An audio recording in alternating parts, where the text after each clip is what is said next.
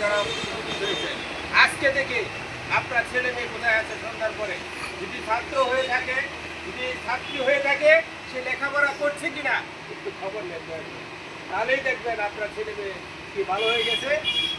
মাদকাসক্ত হবে না, নেশা দূর হবে না, ইফটিজিং করবে না, অন্যায় কাজ করবে না, দুর্নীতিবাদে যাবে না। আর একটা কথা হচ্ছে, আমরা যারা সমাজে বাস করি, আমরা সমাজের যারা প্রতিনিধি, আমরা যারা রাজনীতিবিদ, আমরা যারা সমাজকে সঞ্চালন করি, সমাজকে পরিচালনা করি, আমাদের দেখতে হবে, আমাদেরও দায়িত্ব। আল্লাহ রাসূল সাল্লাল্লাহু আলাইহি ওয়াসাল্লাম বলেছেন, কুল্লুকুম রাইন ওয়া কুল্লুকুম মাসউলুন আন রায়াতিহি।